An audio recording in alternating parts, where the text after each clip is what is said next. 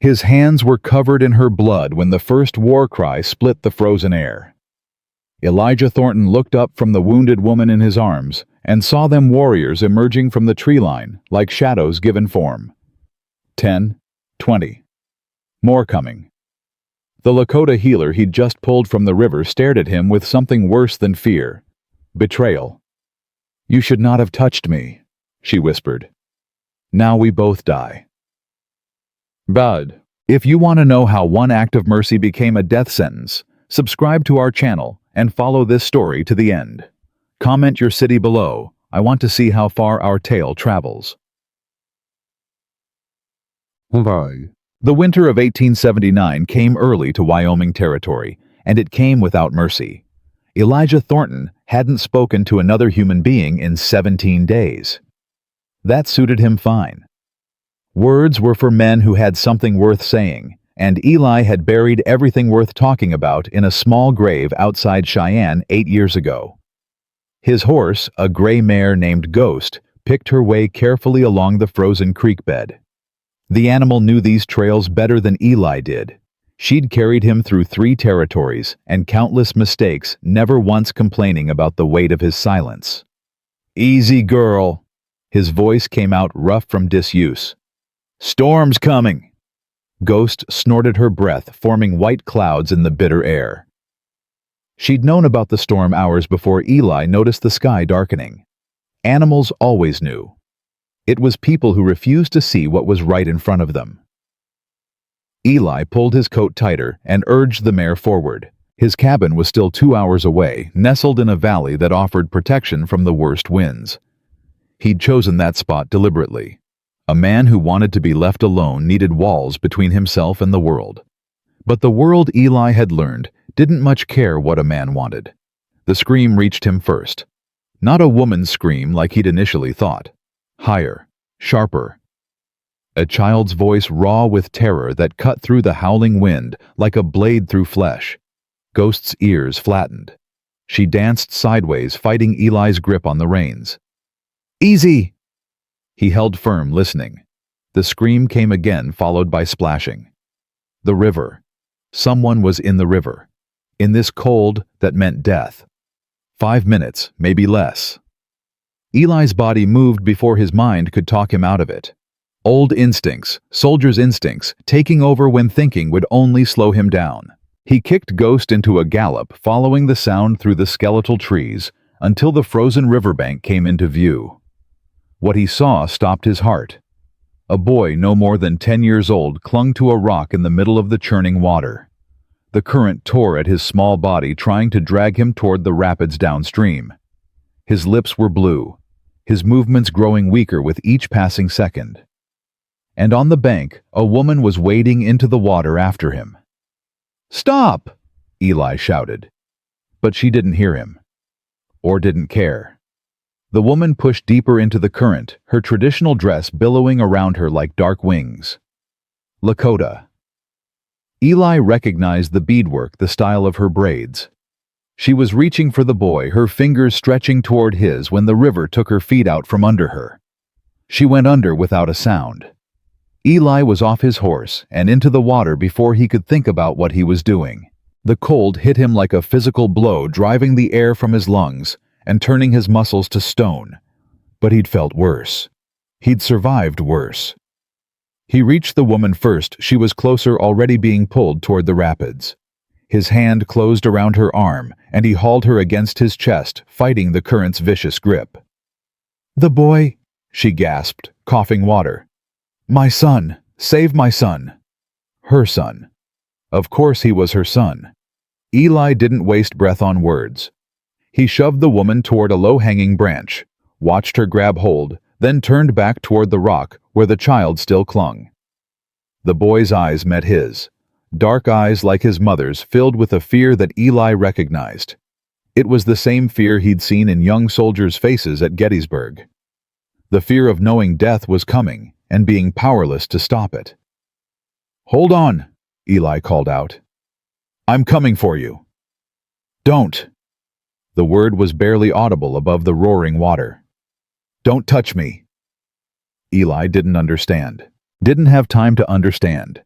He reached the rock and grabbed the boy's arm, feeling how cold his skin was, how weak his grip had become. "Let go of the rock. I've got you." "You can't." The boy's voice broke. "You're white.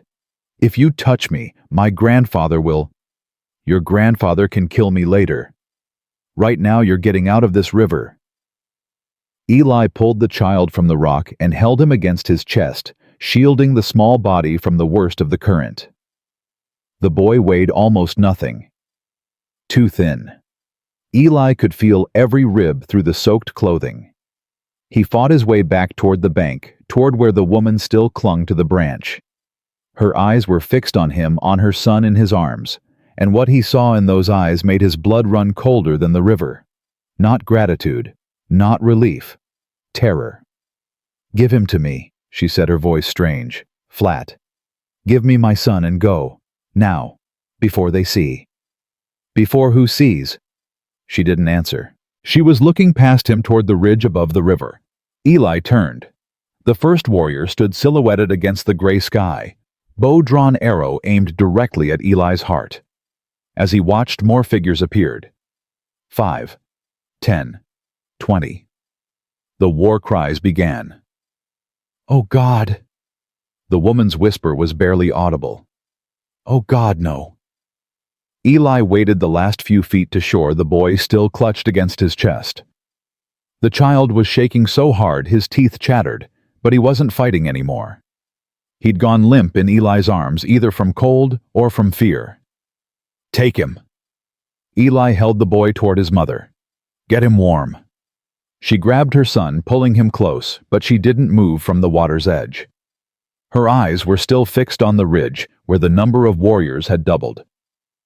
"You touched him," she said. "You touched us both. I saved your lives. You don't understand."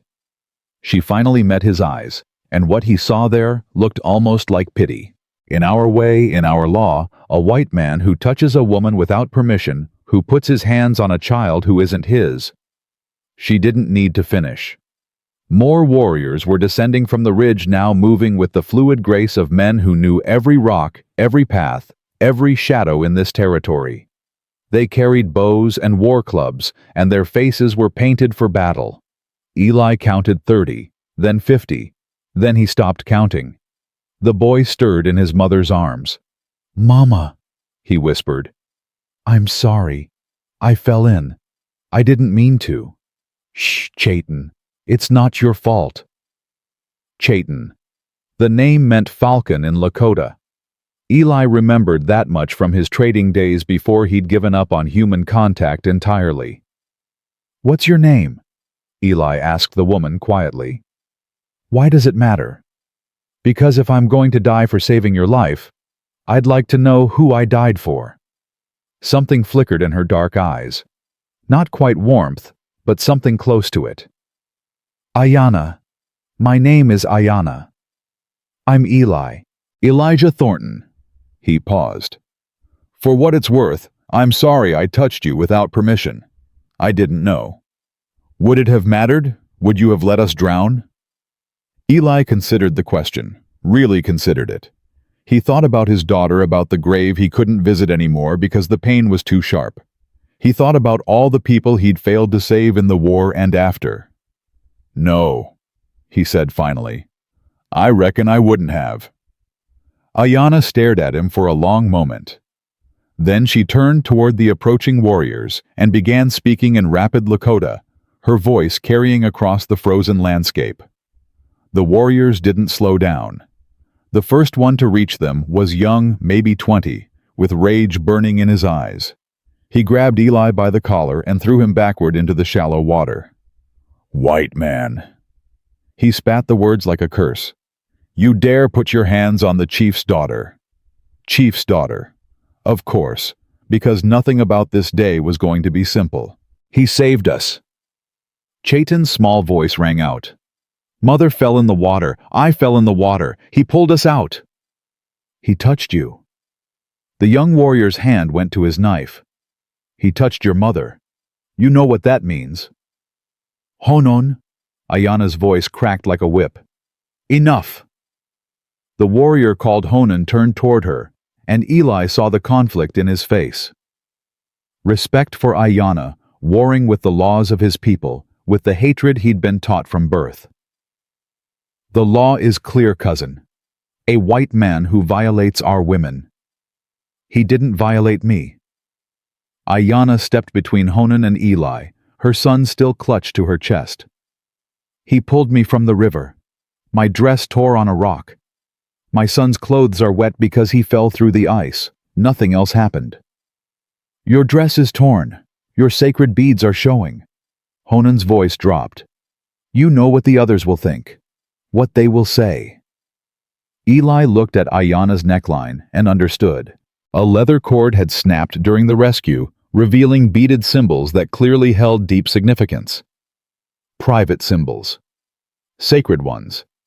His rescue had inadvertently exposed what should never be seen. What happens now? Eli asked quietly. Honan's laugh held no humor. Now we take you to the chief. And then, he drew his finger across his throat. The chief will decide how you die. More warriors had gathered around them. Eli counted at least 60 now, with more emerging from the forest with every passing moment. They formed a circle around him, and Ayanna, their weapons ready, their faces hard as stone. Mama! Chaitin's voice trembled. I don't want the cowboy to die. He saved us. I know, little falcon. Can't you tell grandfather? Can't you make him understand? Ayanna's arms tightened around her son. I can try. But your grandfather, he lost your father to white men's bullets. He lost your uncle to their diseases. He has little mercy left for their kind. Eli felt the weight of those words settle into his bones. He'd known men like that during the war, men who had suffered so much that hatred became their only remaining comfort. There was no reasoning with that kind of pain. I won't fight, he said loud enough for the surrounding warriors to hear. I'll come with you willingly. All I ask is that someone sees to my horse. She's done nothing wrong. Something shifted in the warriors' expressions. Barely perceptible, but there. A man who thought of his animal's welfare when facing his own death was not quite what they had expected. Honan studied Eli with narrowed eyes. You truly are a fool, white man. You should have left them to drown. Then I would have been a murderer. Instead, you're a dead man. Is that better? Eli thought of his wife, his daughter, the empty years that had followed their deaths. He thought of all the mornings he'd woken up and wondered why he was still breathing when they were not. Maybe, he said, at least I'll meet my maker knowing I did something right for once. Honan had no response to that. He gestured sharply, and two warriors stepped forward to bind Eli's hands with leather cords. They weren't gentle, but they weren't needlessly cruel either. Professional, soldiers in their own way. The procession began moving through the forest, following a path Eli couldn't see, but that the warriors navigated easily. Ayanna walked near him. Chaitin now on his own feet, but holding tightly to his mother's hand. You shouldn't have admitted guilt, Ayanna said quietly. Staying silent would have been wiser. I wasn't admitting guilt. I was telling the truth. The truth doesn't matter, only how things appear. Then your people and mine have that much in common. Ayanna glanced at him sharply. You compare us to white men. I'm saying people are people. Doesn't matter what color their skin is. They believe what they want to believe, see what they want to see. Eli's voice grew bitter. I've watched good men hang for crimes they didn't commit because someone important decided they looked guilty. Reckon it works the same everywhere. Ayanna was quiet for a long moment. When she spoke again, her voice had changed. Softer. Less certain. My husband died 3 summers ago. White soldiers killed him when he went to negotiate peace. They shot him under a flag of truce. I'm sorry. Are you? You were a soldier once. I can see it in how you move, how you fought the water. I was. Union Army. But I never shot a man under a flag of truce. How do I know that? Eli met her eyes. You don't. You can only decide whether to believe me or not." They walked in silence after that, the forest growing denser around them. The storm Eli had sensed earlier was building now, the wind carrying the sharp smell of coming snow. If they were caught in the open, when it hit the cold, would kill them faster than any weapon. After what felt like hours, the trees opened into a wide valley. Eli saw the camp spread out below dozens of lodges arranged in a careful pattern, smoke rising from their peaks. Horses picketed in groups throughout. It was larger than he'd expected. More people than he'd thought remained in this territory. A crowd was gathering at the valley's edge. Word had apparently traveled ahead. "My father will be waiting at the council fire," Ayanna said. "Stay silent until he speaks to you directly. Answer his questions honestly. He will know if you lie." "And if I tell the truth?" Ayanna's expression was unreadable. "Then at least you will die with honor." They entered the camp to a wall of hostile stairs. Women pulled their children close. Men gripped weapons they weren't supposed to need inside the safety of their own village. Eli felt their hatred like a physical weight pressing against his chest, making it hard to breathe. But not everyone looked at him with murder in their eyes. Some of the elders studied him with something closer to curiosity. A few young children pointed and whispered to each other, fascinated by the stranger in their midst. The council fire burned at the camp's center flames, dancing high despite the wind. Around it sat 7 men, all elderly, all wearing the elaborate beadwork and feathers of high rank. And at their head sat a man whose eyes were fixed on Eli with an intensity that could have frozen the fire itself. Chief Hota, Ayanna's father, the man who was going to decide whether Eli lived or died. "Father." Ayanna stepped forward, her voice steady despite the trembling Eli could see in her hands. "I bring before you Elijah Thornton, the white man who pulled your grandson from the river." Hota's expression didn't change. "I see my daughter's dress is torn. I see a white man's hands have touched what should not be touched. He saved my life. He saved Chaitin's life. So I have been told." Hota rose slowly from his seat, his movements deliberate. "But I have also been told other things. That soldiers have been seen in our territory. That whites are gathering weapons at the trading post to the south. That someone has been watching our camp, learning our patterns." A murmur ran through the crowd. Eli felt the noose tightening around his neck without anyone having touched a rope. "I don't know anything about soldiers or weapons," he said, remembering Ayanna's warning about staying silent too late to follow it. "I live alone. I came to this territory to get away from people, not to spy on them." Hota's eyes narrowed. "You speak without permission." "With respect, Chief Hota, I'm standing here accused of crimes I didn't commit. Where I come from, a man's got a right to defend himself." The silence that followed was absolute. Even the wind seemed to hold its breath. Then, unexpectedly, Hota laughed. It wasn't a warm sound, more like the cracking of ice on a frozen lake, but it was laughter nonetheless. "You have courage, white man. Foolish courage, but courage." He sat back down, studying Eli with fresh interest. "Tell me about these soldiers you know nothing about." "I told you. I don't know." 3 days ago, 5 men in blue coats rode through the eastern pass. 2 days ago, a trading party of our people was attacked. 1 elder was killed. Sacred objects were taken. Hota leaned forward.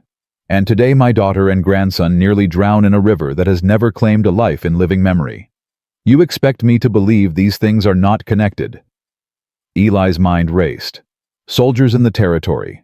Attacks on trading parties. Sacred objects stolen. The pieces were forming a pattern he recognized all too well. "The ice," he said slowly. "On the river. It was broken before your grandson fell through. Deliberately." Chaitin's small voice cut through the murmur of the crowd. "There were holes. I thought they were animal holes, but they were too big." Hota's attention snapped to his grandson. "What did you see, little falcon?" "Square holes, in a line, leading toward the thin ice." The boy's voice grew stronger. "Someone made them. Someone wanted people to fall in. Eli's blood ran cold. It was a trap. Someone had weakened the ice, counting on the chief's daughter or grandson to cross at that spot. And when Eli had arrived, "They wanted you to kill me," he said. "They knew I'd try to help. They knew how it would look. They're trying to start a war." The council erupted in voices, some demanding Eli's immediate death, others calling for caution.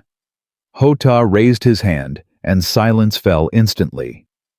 "You say this to save your own life." "I say it because it's true." Eli stepped forward, ignoring the warriors who moved to stop him. "Think about it. Your sacred objects are stolen. An elder is killed. And then a white man is found with his hands on your daughter and grandson at the exact moment your warriors are watching. It's too perfect. Too convenient. Someone planned this." Hota's eyes bored into his. "And why should I believe a white man over my own eyes?" "Because your own eyes didn't see the men who cut that ice. Your own eyes didn't see who's really behind this." Eli held the chief's gaze. "But I know soldiers. I know how they think, how they plan. And this has military tactics written all over it." "Grandfather." Ayanna moved to stand beside Eli. "He could have let us drown. He could have watched from the bank, and no one would have known. But he didn't. He risked his life when he had nothing to gain." "He gained nothing but a death sentence," Honan said sharply. "That proves nothing except his stupidity. It proves he acts without thinking of consequences." Ayanna's voice rose. "It proves he couldn't watch a woman and child die even knowing the cost. Is that the behavior of a man who plans evil?" Hota was quiet for a long time. The wind howled around the council fire, sending sparks spiraling into the darkening sky. When he finally spoke, his voice carried a weariness that seemed to age him 20 years. "The white man will remain our prisoner. He will not be harmed until we know the truth of these matters." He looked at Eli with something that might have been grudging respect. "If what you say is true, if someone is trying to make us kill each other, then you may yet live to see another sunrise." "And if I'm lying?" Hota's smile was cold. "Then you will learn how the Lakota deal with those who threaten their children." Guards stepped forward to lead Eli away. As they pulled him from the council fire, he caught Ayanna's eye. She gave him the slightest nod, not quite gratitude, but acknowledgement. A small thing. But in this place, surrounded by people who wanted him dead, small things were all he had. The guards took him to a lodge at the camp's edge, binding his hands to a center post. It wasn't comfortable, but it was shelter from the storm that was now howling outside.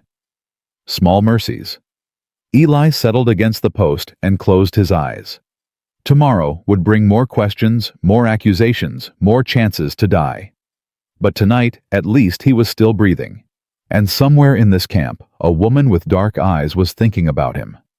Not with love, not yet, but with something that might become trust if he lived long enough to earn it. The storm raged on through the night, burying the world in white. And somewhere beyond the camp's boundaries, the men who had set all of this in motion were watching, waiting. The war they wanted was just beginning. Ian. Chapter. The storm broke sometime before dawn, leaving behind a silence so complete that Eli could hear his own heartbeat. His wrists had gone numb hours ago, the leather cords cutting into flesh that no longer bothered to complain. He'd slept in fragments, jerking awake at every sound, every shift of wind against the lodge walls. Footsteps crunched through the fresh snow outside. The lodge flap lifted, and Ayanna stepped inside carrying a wooden bowl that steamed in the cold air. "You're still alive," she said. "My father's mercy surprises me." "Makes two of us." She knelt beside him and held the bowl to his lips. Broth thin but warm with herbs he didn't recognize. Eli drank without asking questions. A man facing death didn't worry about poison. "Chayton wanted to come," Ayanna said quietly. "He wanted to thank you." I told him no. "Probably wise. Your people already think I'm some kind of monster. My people think what they've been taught to think. She set the bowl down and studied his face with those dark, unreadable eyes. You didn't sleep. Hard to sleep when you're waiting to find out how you're gonna die. My father hasn't decided yet. That's something. Eli shifted against the post, trying to restore feeling to his hands. What happens now?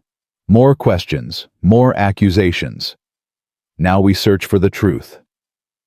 Ayanna reached behind him and loosened the cords slightly. Not enough to escape, but enough to let blood flow back into his fingers. My father sent scouts at first light. If someone really did cut that ice, they'll find evidence. And if they don't, then your story falls apart. Her voice held no emotion. And so will you. The lodge flap opened again, and Honan entered without ceremony. His eyes moved from Ayanna to Eli to the loosened bonds, and his jaw tightened. Cousin, the chief wants to see the prisoner. I'll bring him. I'll bring him. Honan's hand closed around Eli's arm, pulling him roughly to his feet. You've done enough. Ayanna stood slowly, her posture shifting into something harder, more dangerous. What does that mean? It means the whole camp is talking. The chief's daughter tending to a white man's wounds, feeding him, loosening his ropes. Honan's voice dripped with contempt. People are asking questions. Let them ask. This isn't a game, Ayanna. You know what happened to Yellowbird when she showed favor to that traitor 2 winters ago? You know how the women turned against her, how she was forced to. I remember. Ayanna's voice cut like a blade. I also remember that Yellowbird did nothing wrong. Just as I've done nothing wrong. I showed mercy to a man who saved my son. If that makes me a traitor in some people's eyes, then their eyes are blind. The tension between them crackled like heat lightning. Eli stayed silent, knowing that anything he said would only make things worse. Finally, Honan looked away. The chief is waiting. They walked through the camp in the pale morning light. The snow had transformed everything, covering the harsh realities of winter-thin supplies and worn lodges with a blanket of pristine white. Beautiful, if you didn't know what lay beneath. The council fire had been rebuilt larger than before. All 7 elders sat in their places, their breath forming clouds in the frigid air. But there were others present now, warriors, women, children. The whole camp had gathered to witness whatever was about to happen. Chief Hota sat motionless as Eli was brought before him. His face gave nothing away. My scouts have returned, he said without preamble. They found the holes in the ice, cut with a white man's tool not made by nature. A murmur ran through the crowd. Eli felt something loosen in his chest. Evidence. Finally. They also found tracks, Hota continued. Boot prints, not moccasins, leading east toward the mountains. The soldiers, Eli said. I told you. You told me someone was trying to start a war. Hota's eyes bore into his. You did not tell me you knew who. The accusation hung in the air. Eli felt the noose tightening again. I don't know who they are. I just know the tactics. Explain. Eli gathered his thoughts, trying to put military strategy into words that would make sense to people who had never worn a uniform. During the war, both sides used tricks like this. Make the enemy attack the wrong target. Plant evidence. Create situations where innocent people look guilty. He paused. Whoever cut that ice knew your patrol patterns. They knew your daughter would cross there. They knew exactly when your warriors would be watching. Information that could only come from inside our camp. Hota's voice was soft, dangerous. Or from someone who has been watching us. I've been in this territory 3 years. I've never come within 5 miles of your camp until yesterday. So you say. Ask anyone at the trading post. Ask the settlers along the river. They'll tell you I keep to myself. They'll tell you I don't talk to anyone unless I have to. An elderly woman near the fire spoke up. I know this man. All eyes turned to her. She was ancient, her face a map of wrinkles, but her eyes were sharp. He trades furs at the post. Never speaks more than necessary. Never asks questions about our people. The traders call him the ghost, because he appears and disappears like smoke. Hota considered this. You know him, grandmother? I know of him. There is a difference. The old woman's gaze found Eli. But I also know men who carry heavy burdens. This one carries something that weighs more than guilt, something older, sadder. That doesn't make him innocent. No, but it makes him human. She turned back to the fire. Do with him what you will, but know that killing an innocent man brings its own curse. The silence that followed was heavy with unspoken thoughts. Eli could see the conflict in Hota's face, the need for justice warring with the fear of making a mistake. Father. Ayanna stepped forward. Let me speak. You've already spoken enough, daughter. Then let me speak once more. She didn't wait for permission. You taught me to judge men by their actions, not their words. This man's actions saved your grandson's life. He jumped into a frozen river knowing he might die. He held Chayton when any touch might condemn him. He walked into our camp willingly when he could have run. He could not have escaped my warriors. He could have tried. He could have fought. He could have taken Chayton hostage and demanded safe passage. Her voice rose. But he didn't. He accepted capture. He accepted judgment. What kind of spy does that? The clever kind, Honan said. The kind who knows that false surrender can open more doors than force. Or the kind who genuinely believes he's done nothing wrong. Ayanna turned to face the crowd. I am the chief's daughter. I am a healer, a widow, a mother. I have nothing to gain by defending this man and everything to lose. Yet I stand here and tell you he is not our enemy. Then who is? Someone shouted from the crowd. Who killed our elder? Who stole our sacred objects? That's what we need to find out. Ayanna's voice carried across the gathering. And we won't find out by killing the first white man we see. We'll find out by following the real trail, by using our heads instead of our anger. Hota raised his hand for silence. When he spoke, his voice carried the weight of decades of leadership. The white man will not die today. Angry voices rose in protest, but Hota continued over them. He will help us find the ones who truly threaten our people. If he succeeds, he earns his freedom. If he fails, the chief's smile was cold.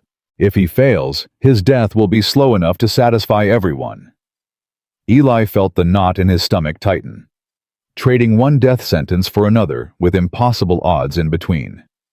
You want me to track trained soldiers through territory I don't know in winter with your warriors ready to kill me if I make one wrong move? He met Hota's eyes. And if I find them, what then? Then you help us get back what was stolen, and we learn whether you truly are the man my daughter believes you to be. The dismissal was clear. Guards moved forward to escort Eli away, but Hota's voice stopped them. One more thing, white man. The chief rose from his seat. My grandson wants to thank you for saving his life. I have told him no, but I will tell you what I told him. Among my people, a life debt is sacred. It cannot be ignored, cannot be transferred, cannot be forgotten. You saved my daughter and my grandson. That debt exists whether I wish it to or not. What does that mean for me? It means that if you die in our service, you will be buried with honor. It means that your spirit will be welcomed by our ancestors, not cast out into the darkness. Hota's expression didn't soften. It does not mean I trust you. It does not mean I like you. It simply means that the old ways will be observed, even when they are inconvenient. It wasn't much, but it was something. They put Eli in a different lodge this time, closer to the center of camp with guards posted at the entrance. His bonds were removed, and he was given food, water, and a blanket against the cold. Prisoner accommodations had definitely improved. He was flexing, feeling back into his hands when the lodge flap opened and a small figure slipped inside. Chayton. The boy looked around nervously, then darted toward Eli like a rabbit avoiding a hawk. "I'm not supposed to be here," he whispered. "Mother will be angry." "Then why are you here?" "Because I wanted to say thank you." Chayton's dark eyes were serious. "You pulled me out of the water. You didn't have to. Anyone would have done the same." "No." The boy shook his head firmly. "The other white men wouldn't. The ones who hurt my father. They would have watched me drown and laughed." The words hit Eli like a punch to the gut. This child, barely 10 years old, already knew that the world contained men who would enjoy watching a boy die. What kind of life had he lived to learn that lesson so young? "I'm not like those men," Eli said quietly. "I know. That's why I came." Chayton reached into his shirt and pulled out a small object. A carved wooden horse no bigger than his thumb, worn smooth from years of handling. "This was my father's. He made it when he was my age. Mother says it protected him in battle until—" The boy trailed off. "I want you to have it." "I can't take that. It's too important." "That's why you should have it." Chayton pressed the carving into Eli's hand. "You're going to fight the bad men, aren't you? The ones who are trying to hurt us." "I'm going to try." "Then you need protection." The boy's voice was fierce. "My father was the bravest warrior in our tribe. His spirit lives in this horse. It will keep you safe." Eli looked at the tiny carving, feeling its warmth against his palm. He thought about his own daughter, about the toys she'd had, the innocence that had been stolen from her too soon. "I'll bring it back," he said. "When this is over, I'll return it to you. I promise." "I know you will." Chayton smiled, and for a moment he looked exactly like his mother. "Mother says promises are sacred. She says a man who breaks his word breaks his spirit. Your mother's a wise woman. She likes you." The boy's voice dropped to a conspiratorial whisper. "She doesn't say it, but I can tell. She looks at you differently than she looks at other people. I think your mother barely tolerates me." "That's how I know." Chayton was already moving toward the lodge entrance. "When mother hates someone, she doesn't look at them at all. She looks through them like they're not even there. But she looks at you. She sees you." The boy slipped out before Eli could respond, leaving him alone with a carved horse and the echo of words that shouldn't have meant anything. "She sees you." When was the last time anyone had really seen him? Not the ghost he'd become, not the shell he wore like armor, but the man underneath. He couldn't remember. Hours passed. The sun moved across the sky, its weak winter light barely warming the lodge's interior. Eli dozed fitfully, waking at every sound, clutching the wooden horse like a talisman. When Ayanna finally came, the shadows had grown long. "My father has decided," she said without preamble. "You leave tomorrow at dawn. 20 warriors will accompany you, including Honan. They'll follow your lead, but they won't trust you." "I wouldn't expect them to." "I'm coming too." Eli sat up sharply. "That's a bad idea." "My father agrees. I overruled him." A ghost of a smile crossed her face. "Being the chief's daughter has some advantages. Your son needs you here, safe." "My son needs the sacred objects returned. Our healers can't perform the winter ceremony without them. Without that ceremony—" She paused, choosing her words carefully. "The spirits will be angry. The tribe will lose their protection. My son will grow up in a world without blessings." "You believe that?" "I believe in my people. I believe in our ways." Her eyes met his. "What do you believe in Elijah Thornton?" It was the first time she'd used his full name. It sounded different in her voice. Softer. Almost like something worth keeping. "I used to believe in a lot of things," he said slowly. "Country. Honor. Justice. The idea that good men could make a difference. And now I believe in getting through each day, in keeping my head down, in not caring about anything too much because everything you care about eventually gets taken away. Ayanna was quiet for a long moment. When she spoke again, her voice was barely above a whisper. My husband believed in fighting. He believed that if we were brave enough, strong enough, we could protect everything we loved. She paused. He was wrong, but I think believing in nothing might be worse than believing in the wrong things. Why? Because at least he died for something. He died trying to protect us. Her eyes glistened in the dim light. What will you die for if you die believing in nothing? Eli didn't have an answer for that. Ayanna rose to leave, then stopped at the lodge entrance. Chayton came to see you. I know because he smells like this lodge now.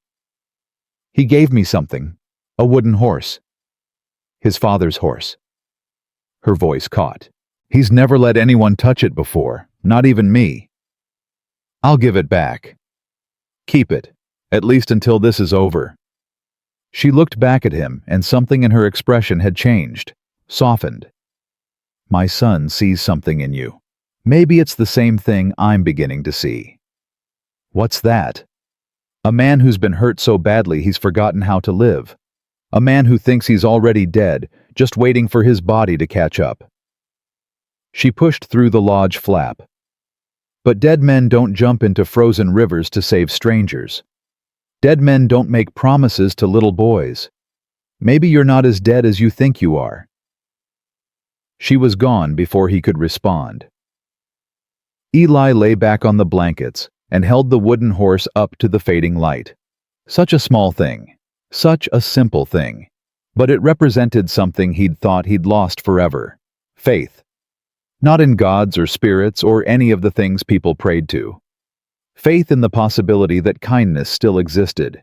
That a child could look at a broken stranger and see something worth saving.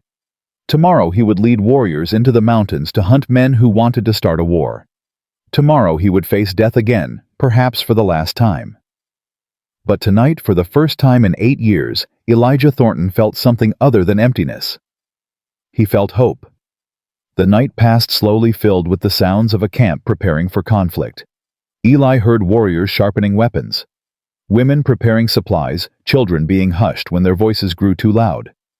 The whole tribe knew what was at stake. Near midnight, the lodge flap opened again. This time it was Hotah himself. The chief entered alone, without guards, without ceremony. He sat cross-legged across from Eli, his weathered face unreadable in the dim firelight. You knew my daughter's husband, Hotah said. It wasn't a question. Eli felt his blood run cold. What? Running Bear. That was his name. He went to the white men's fort to negotiate peace. He never came back. Hotah's eyes were fixed on Eli's face. You were at that fort. I checked. The traitors remember you. There were a lot of men at that fort. But not many who left before the killing started. Not many who rode away the night before Running Bear was murdered under a flag of truce. Eli's throat tightened. He remembered that night. Remembered the orders that had come down. Remembered the sickness in his gut when he understood what was about to happen. I didn't kill him. No. But you knew it was going to happen. You knew, and you left instead of warning him. The accusation hung in the air like smoke. Because it was true. He had known. He had suspected at least what the colonel was planning, and he had done nothing except save his own skin. I was a soldier. I followed orders. You were a coward. Hotah's voice held no anger, just statement of fact. You could have warned him. You could have given him a chance. Instead, you rode away and let him die. If I had warned him, they would have killed me too. Yes. The chief nodded. And that's what separates the living from the honorable. Eli had no defense, no excuse. He had been a coward, and nothing he said could change that. Running Bear had died because men like Eli valued their own lives more than their principles. Why are you telling me this? Eli asked quietly. Because my daughter doesn't know. She doesn't know you were at the fort. She doesn't know you could have saved her husband's life." Hota leaned forward. "And you're not going to tell her." "Why not?" "Because Ayanna has finally started to live again. For 3 years she's been a ghost going through the motions caring for our people, but never caring for herself. And then you appeared." The chief's expression was unreadable. "She looks at you like you might be worth looking at. She defends you like you might be worth defending. I won't take that from her. Even though I don't deserve it, no man deserves a second chance. That's why they're called chances, not rewards." Hota rose to his feet. "You have an opportunity, white man, not to redeem your past, that's impossible, but to become something different, something better. And if I can't, then you'll die in the mountains, and Ayanna will mourn the man she thought you were. Either way, she'll never know the truth." Hota moved toward the lodge entrance, then paused. "The sacred objects that were stolen, they include my wife's ceremonial dress. She died wearing it 15 summers ago. It's the only piece of her I have left." His voice cracked just slightly. "Get it back. Get all of it back. And maybe I'll start to believe you're not the same man who rode away from that fort." He was gone before Eli could respond. Alone in the darkness, Eli held the wooden horse against his chest and felt the weight of his past pressing down like a mountain of stone. Running Bear. Ayanna's husband. A man who had gone to negotiate peace and found only death. A man who might be alive today if Eli had possessed an ounce of courage. He didn't sleep for the rest of the night. Just lay there, staring at nothing, counting the sins he'd accumulated over a lifetime of choosing survival over righteousness. When dawn finally came, he rose and stepped outside to meet his fate. 20 warriors stood waiting in the pale morning light, their breath forming clouds in the frigid air. Honan was at their head, his expression making clear exactly how he felt about following a white man's lead. But it was Ayanna who caught Eli's attention. She stood apart from the warriors dressed for travel, her medicine bag hanging at her hip. When their eyes met, she smiled, and Eli felt something inside him crack. She was beautiful, not just in the physical sense, but in the way she carried herself, the way she faced the world with quiet strength, despite everything it had taken from her. She had lost her husband, lived through grief that would have broken most people, and still found the courage to hope. She deserved better than a coward who had let her husband die. She deserved the truth. But telling her the truth would destroy her. It would destroy whatever fragile connection was forming between them. It would prove that hope was just another form of cruelty. So Eli did what cowards do. He said nothing. "Are you ready?" Ayanna asked as she approached. Eli looked at the warriors behind her, at the mountains rising cold and forbidding in the distance, at the sky already threatening more snow. "No," he said honestly, "but I don't reckon ready matters much at this point." Ayanna's smile faded, replaced by something more serious. "My father spoke to you last night." "He did. What did he say?" Eli thought about the truth. About Running Bear. About all the things Hota had forbidden him to share. "He said I have a chance to become something different," Eli said finally. "Something better." It wasn't a lie, but it wasn't the whole truth either. Ayanna studied his face for a long moment, as if trying to read the things he wasn't saying.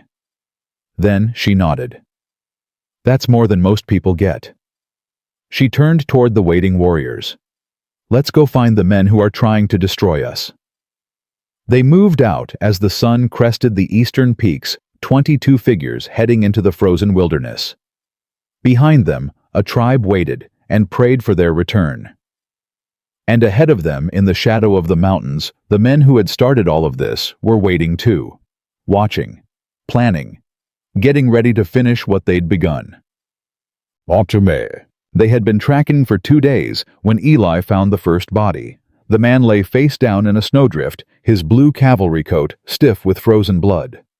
Eli knelt beside him and turned him over, studying the face of a stranger who had died hard. "One of the soldiers?" Honan asked, his voice carrying more curiosity than concern. Deserter more likely. This coat's been stripped of insignia.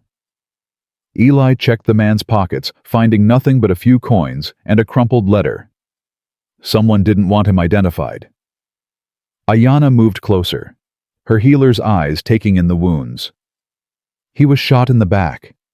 Then someone cut his throat to make sure. His own people did this, Eli said quietly. They're cleaning house, getting rid of anyone who might talk. Honan spat on the ground. White men killing white men. At least they're saving us the trouble. This isn't good news. Eli stood scanning the tree line with growing unease.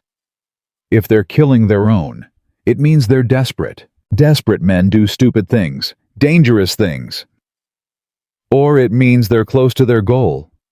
Ayanna's voice was thoughtful. They wouldn't risk drawing attention unless they were almost finished with whatever they're planning.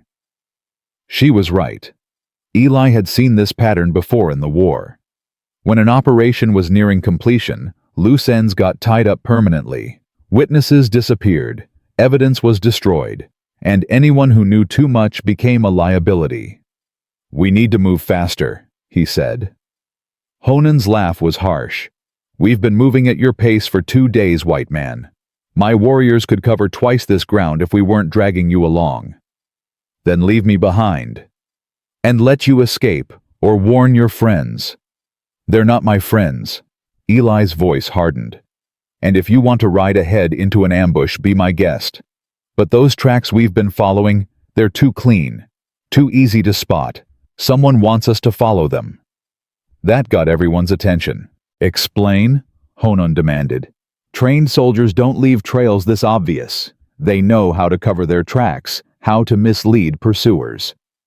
Eli pointed toward the boot prints leading up the mountain. This path leads straight through a narrow canyon. Perfect place for an ambush. They're not running from us. They're leading us exactly where they want us to go. Ayanna studied his face. You're certain? I've walked into enough traps to recognize when someone's setting one. Eli met her eyes. If we follow that trail, people are going to die. Maybe all of us. The warriors exchanged glances. Honan's jaw tightened, but he didn't immediately argue. That was progress.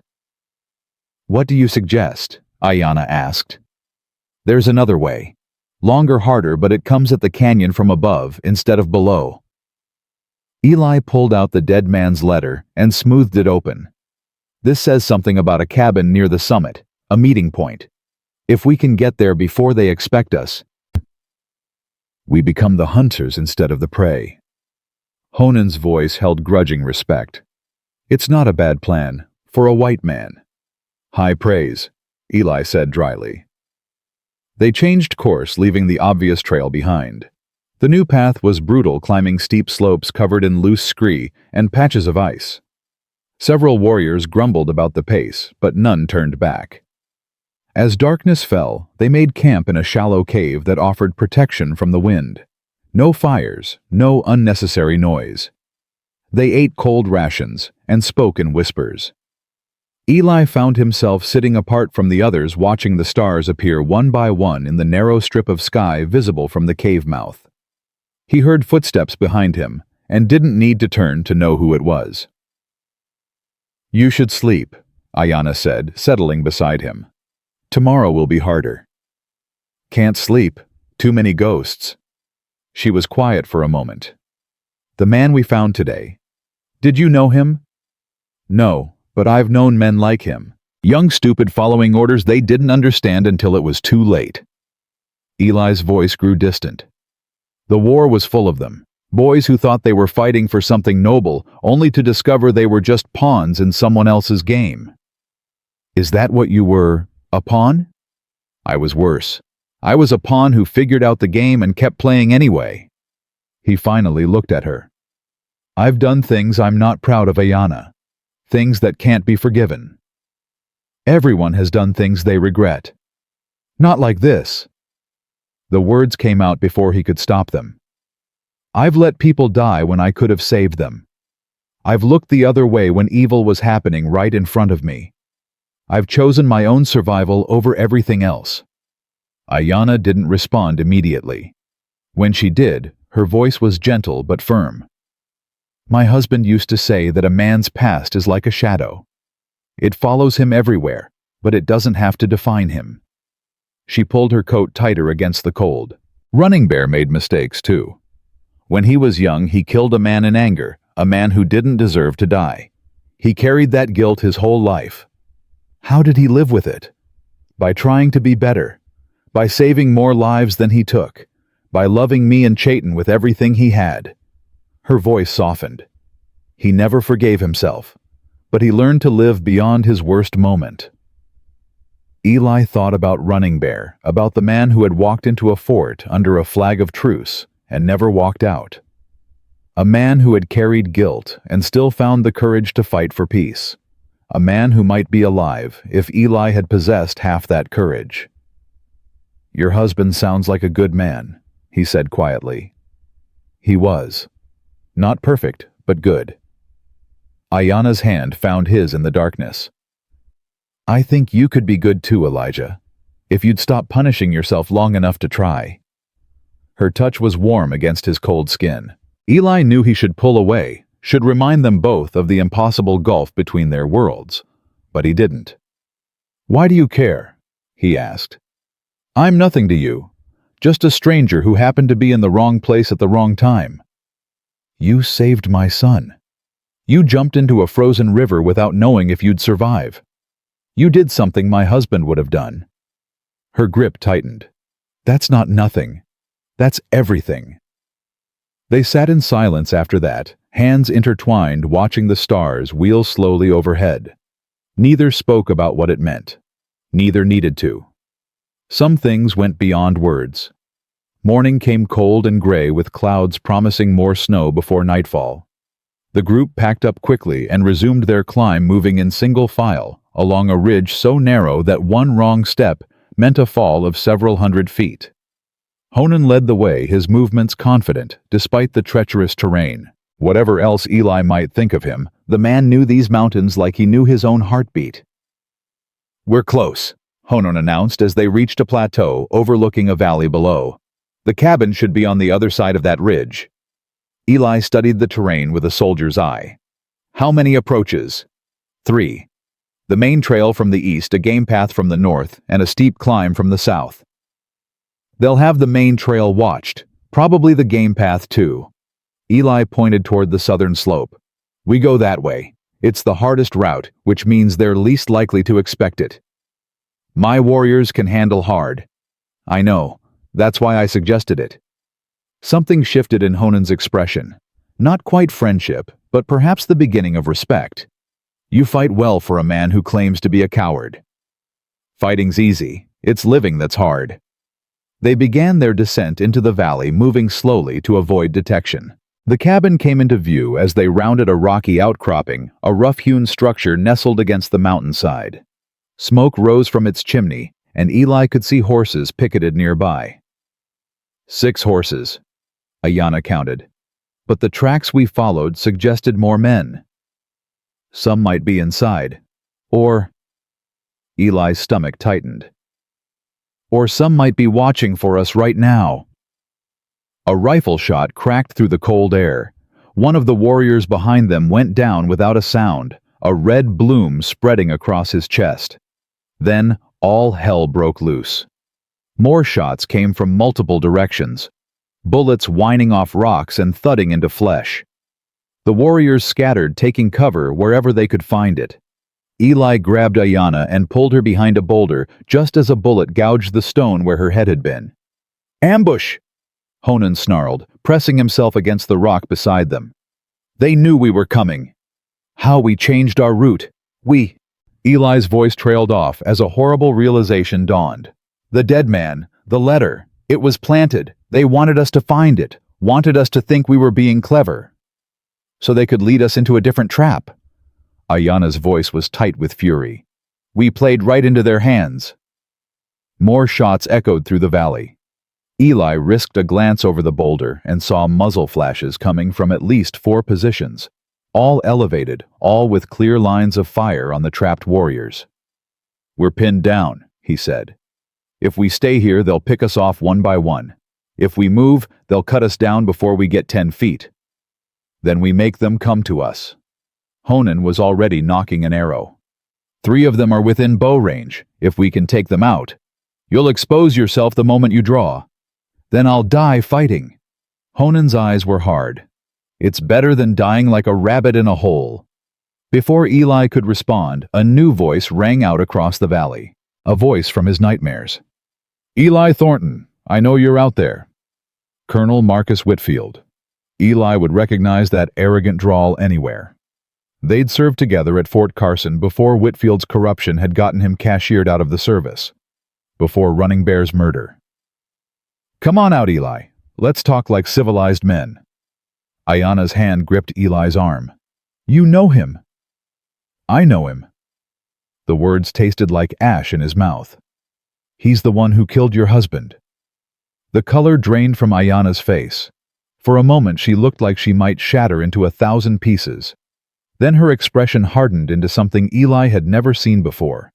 Hatred, pure and absolute. "I'm going to kill him," she whispered. "Not if he kills us first." Eli forced himself to think, to push past the guilt and fear. "He wants me to come out. He wants to talk. That means he needs something. Or he's trying to lure you into the open. Probably both." Eli made a decision. "I'm going to give him what he wants." "No." Ayanna's grip tightened. "He'll shoot you the moment you show yourself." "He won't." Whitfield likes to gloat. He likes to explain how clever he is. Eli gently freed his arm.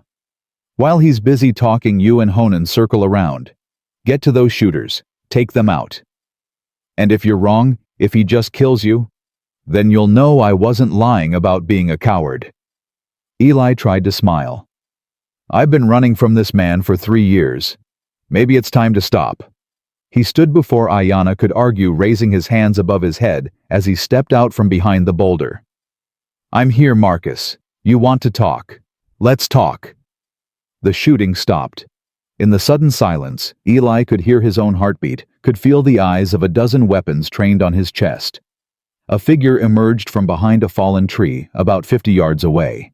Marcus Whitfield looked exactly as Eli remembered, tall, silver-haired, with the bearing of a man who believed the world owed him everything. He walked toward Eli with the confident stride of someone who had already won. Eli Thornton, the ghost himself. Whitfield's smile was all teeth. "I heard you'd gone native. Didn't quite believe it until now." "What do you want, Marcus?" "What I've always wanted. Respect, recognition. The things that were stolen from me when those pencil pushers in Washington decided I wasn't fit to wear the uniform." Whitfield stopped about 10 feet away, his hand resting casually on his pistol. "But you can help me get all that back." "How?" "By being exactly what I need. A white man riding with savages, leading them into an ambush. When word gets back to the settlements, they'll be screaming for the army to wipe these heathens off the map." Whitfield's smile widened. And who better to lead that campaign than the man who warned them about the Indian threat in the first place? "You're starting a war. Thousands of people will die. Thousands of savages will die. And hundreds of white men will get rich off government contracts, land deals, mining rights." Whitfield shrugged. "The Indians are finished anyway. I'm just speeding up the inevitable."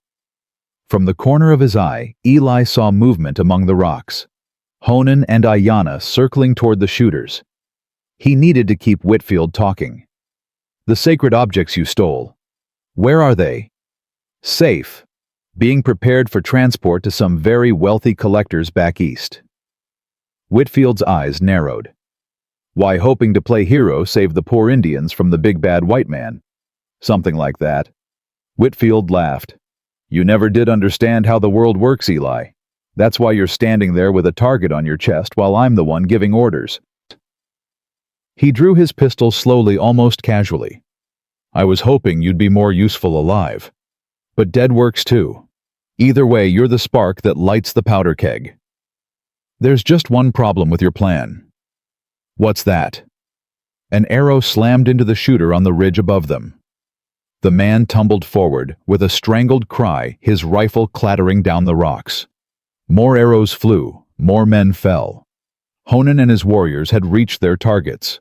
Whitfield's confident expression cracked. He raised his pistol toward Eli's chest. "You think this changes anything? I still have men. I still have—" Eli moved faster than he'd moved in years. His hand closed around Whitfield's wrist, forcing the gun upward just as it fired. The bullet whined past Eli's ear as he drove his shoulder into the colonel's chest, sending them both sprawling to the ground. They grappled in the snow, fighting for control of the weapon. Whitfield was younger, stronger, but Eli had something the colonel lacked: desperation. He slammed his forehead into Whitfield's nose, felt cartilage crunch, heard the man's scream of pain. The pistol flew from Whitfield's grip.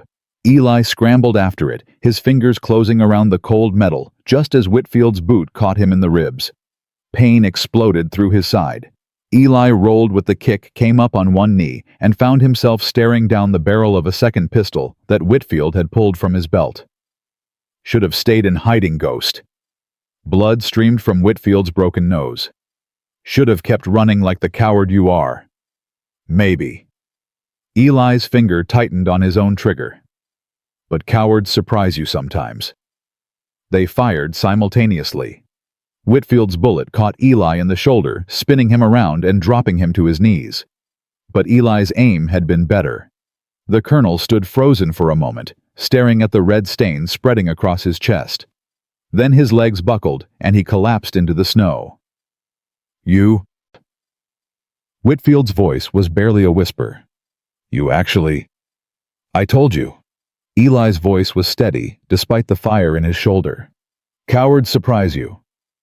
The light faded from Marcus Whitfield's eyes. His body went still. Around them, the sounds of fighting were dying down. Honan's warriors had dealt with the remaining shooters.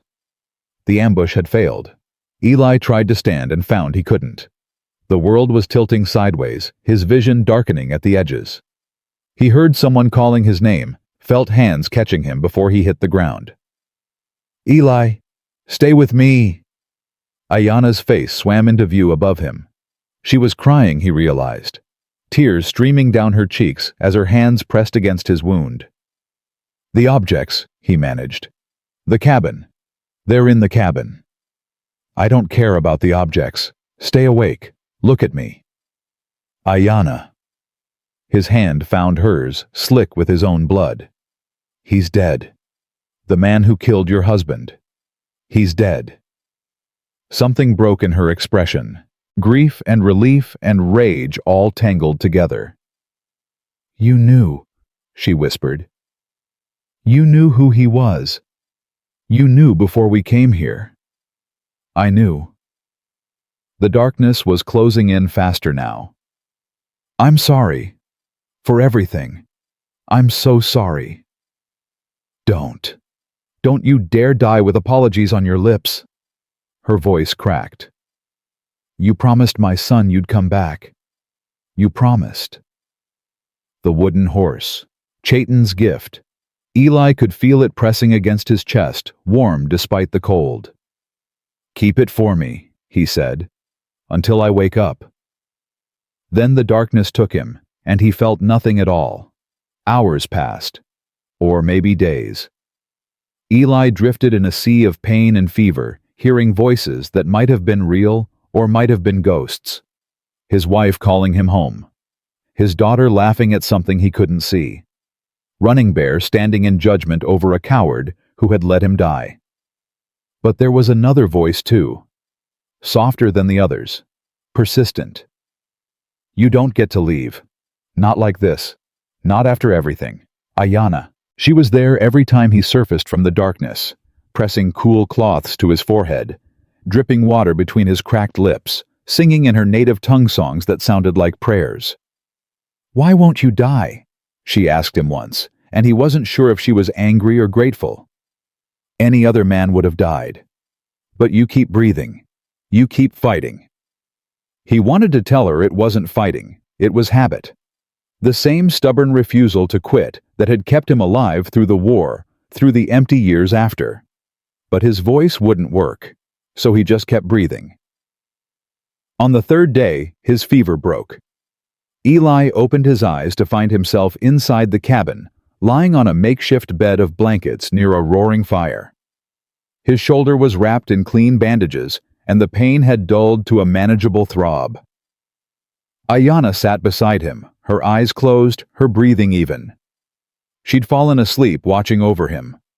He took a moment to study her face, the strong lines of her jaw, the gentle curve of her lips, the strands of dark hair that had escaped her braids and fallen across her cheek.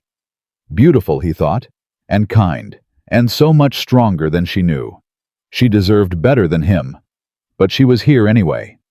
Her eyes fluttered open, and for a moment they just looked at each other. No words, no explanations, just two people who had somehow survived the impossible. "You're awake," she finally said. Disappointed? Relieved? A small smile touched her lips. "My reputation as a healer would have suffered if you'd died." "Can't have that." She helped him sit up, supporting his weight with surprising strength. The movement sent pain lancing through his shoulder, but it was bearable. Everything was bearable now. "The sacred objects," he asked. "Did you find them?"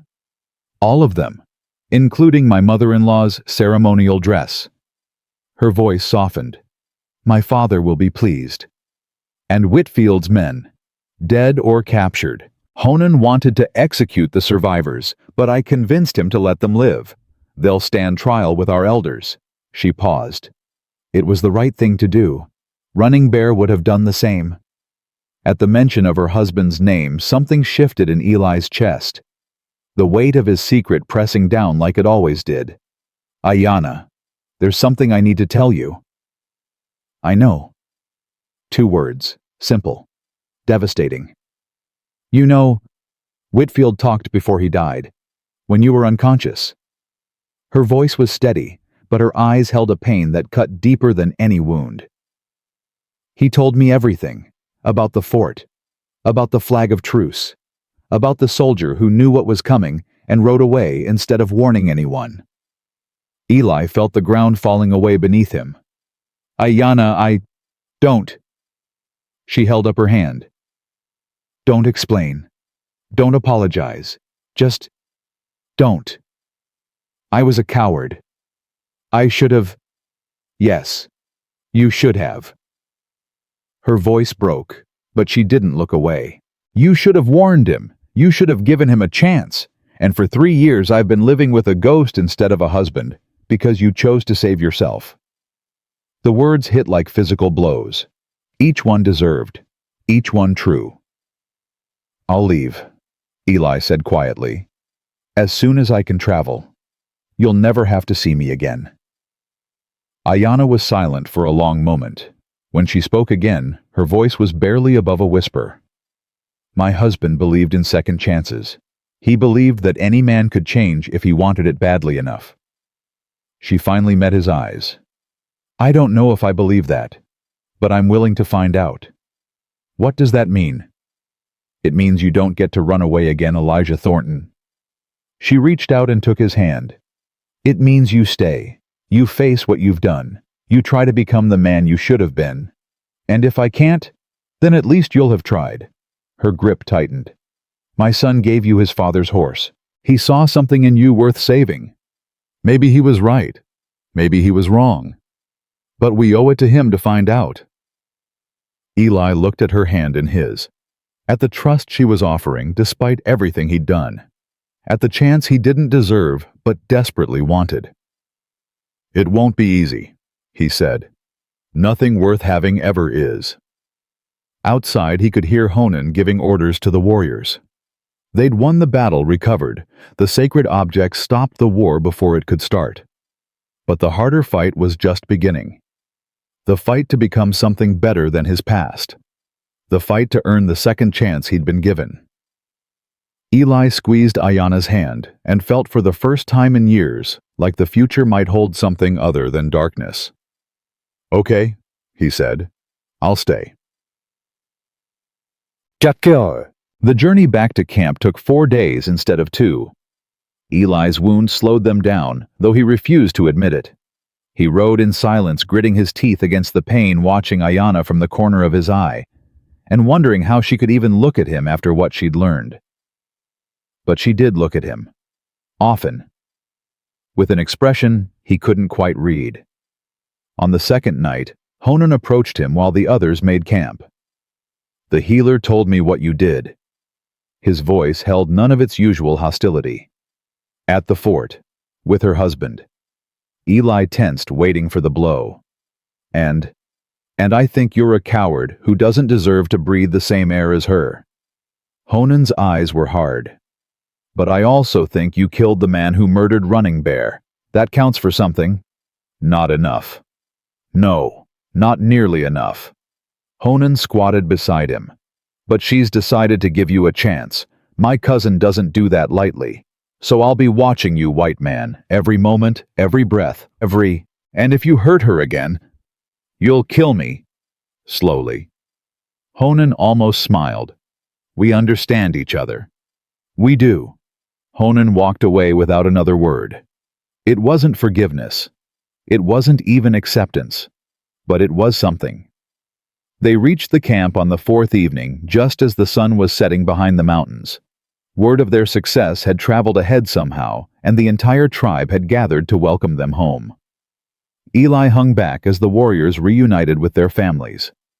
He watched Chayton break free from the crowd and run toward his mother, throwing himself into her arms with a cry of joy that echoed across the valley. "You came back." The boy's voice was muffled against Ayanna's chest. "I knew you would." "Of course I came back, little falcon. I promised." "Is the cowboy okay? Did he get hurt?" Ayanna's eyes found Eli's over her son's head. "He got hurt, but he's healing." Chayton wriggled free and sprinted toward Eli before anyone could stop him. He skidded to a halt a few feet away, suddenly uncertain. "You kept your promise," Chayton said softly. "You came back." "I told you I would." "Mother says your shoulder got shot. Does it hurt?" "Some." Eli knelt so he was at eye level with the boy. "But I had something protecting me. Something important." He reached into his shirt and pulled out the wooden horse, holding it out to Chayton. The carving was stained with dried blood, but still intact. "Your father's spirit kept me safe," Eli said, "just like you said it would." Chayton stared at the horse for a long moment. Then he shook his head. "You keep it, for now." His young voice was surprisingly solemn. "You're not done being protected yet." Before Eli could respond, a heavy hand landed on his good shoulder. He looked up to find Chief Hota standing over him, his weathered face unreadable. "You killed the man who stole from us," Hota said. "You recovered our sacred objects. You kept your word." "I did what needed doing." "You did more than that." The chief's voice dropped. "I know what Whitfield told my daughter. I know what she learned about you." Eli's stomach clenched. "Then you know I don't deserve." "I know you're the same coward who rode away from that fort 3 years ago." Hota's grip tightened on his shoulder. "But I also know that coward threw himself in front of a bullet to kill my son's murderer. The same coward jumped into a frozen river to save my grandson. The same coward led my warriors into battle when he could have fled. That doesn't make up for—" "No, it doesn't." Hota released his shoulder and stepped back. "Nothing will ever make up for Running Bear's death. But Ayanna has chosen to give you a chance at redemption. I will honor her choice. Even though you hate me." "I don't hate you, Elijah Thornton." The chief's voice was tired, sad. "I pity you. You've been carrying guilt for 3 years that would have crushed most men. And now you have to carry it while looking into the eyes of the woman your cowardice made a widow." Eli had no response to that. "The winter ceremony begins in 3 days," Hota continued. "Thanks to you we have our sacred objects back. You will attend as an honored guest." "I don't think that's—" "It wasn't a request." The chief turned and walked toward the council fire, leaving Eli alone with his thoughts. The next 3 days were some of the strangest of Eli's life. He was given a lodge of his own, near Ayanna's, but not too near. Warriors who had wanted him dead a week ago now nodded respectfully when he passed. Children pointed at him and whispered stories that had already grown into legend. The white man who saved the chief's grandson. The ghost who killed the enemy leader. The coward who became a hero. None of it felt real. Ayanna came to check his wound twice a day, her hands gentle as she changed his bandages, her eyes careful as she studied his face. "You're not sleeping," she observed on the second day. "Hard to sleep with a hole in your shoulder." "That's not why." She finished wrapping the bandage and sat back. "You're thinking too much. Remembering." "How do you know?" "Because I did the same thing after Running Bear died. Lay awake every night going over everything I could have done differently. Every moment I should have held on to harder." Her voice softened. "It doesn't help. The past stays the past, no matter how many times you relive it." Easy to say. Hard to do. I know. She reached out and touched his cheek, a gesture so unexpected that Eli froze. "But you have to try. For yourself. For Chayton. For—" She trailed off. "For you." She didn't answer, just held his gaze for a long moment before pulling her hand away. "The ceremony is tomorrow. You should rest." She left before he could say anything else. That night, Eli dreamed of his daughter. She was running through a field of wildflowers, laughing at something he couldn't see.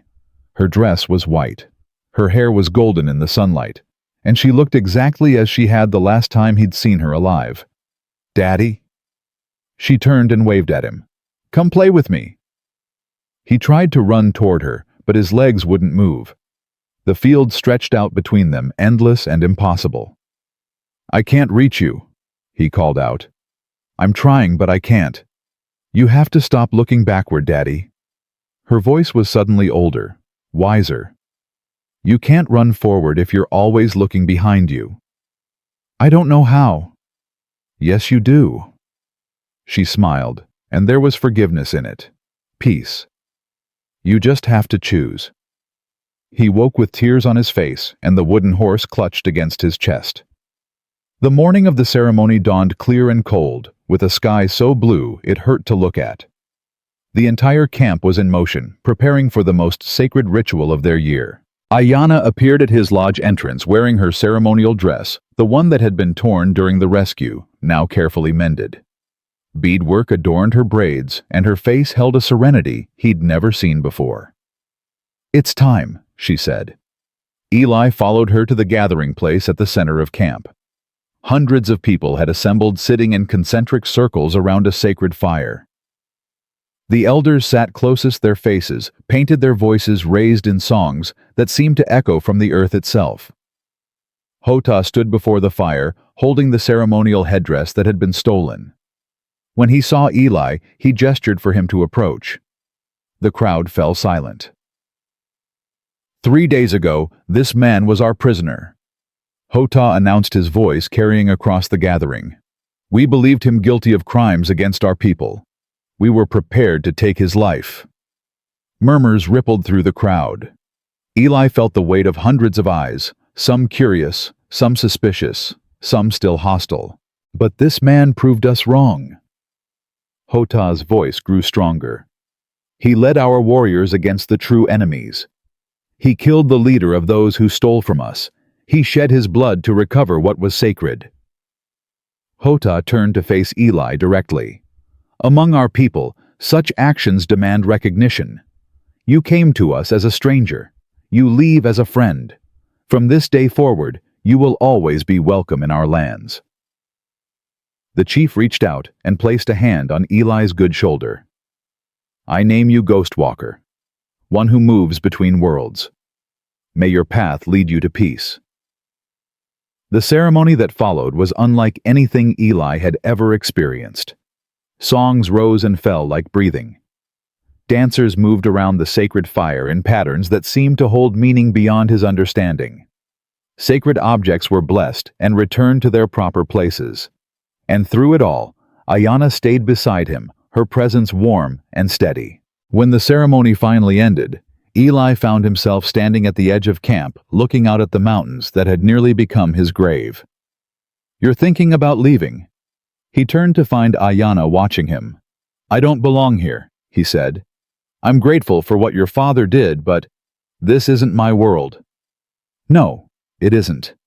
She moved to stand beside him. "But maybe that's the point. Maybe you need a new world." "I don't deserve—" "If you say you don't deserve anything one more time, I'm going to hit your wounded shoulder." Her voice held a hint of the fire he'd first seen in her eyes. "You've made mistakes, terrible mistakes. But you've also done good things, brave things. At some point, you have to stop punishing yourself and start living." "I don't know how to do that." "Neither do I." She turned to face him fully. "I've been dead inside for 3 years, going through the motions, caring for my son, healing others, but not really living. Not until—" She stopped. "Not until what?" "Not until a stupid white man jumped into a frozen river and reminded me that good people still exist." Her eyes glistened. "You're not the man who rode away from that Fort, Eli. That man would never have risked his life for strangers. That man would never have faced Whitfield. That man would never have kept his promise to a little boy." "I'm still a coward." "No." She reached up and touched his face again. "You're a man who was a coward once. There's a difference." "Is there?" "My husband thought so. He believed people could change. He died believing it." Her thumb traced along his cheekbone. "I want to believe it too. But I need your help." "What kind of help?" "Stay." The word came out raw, vulnerable. "Stay here.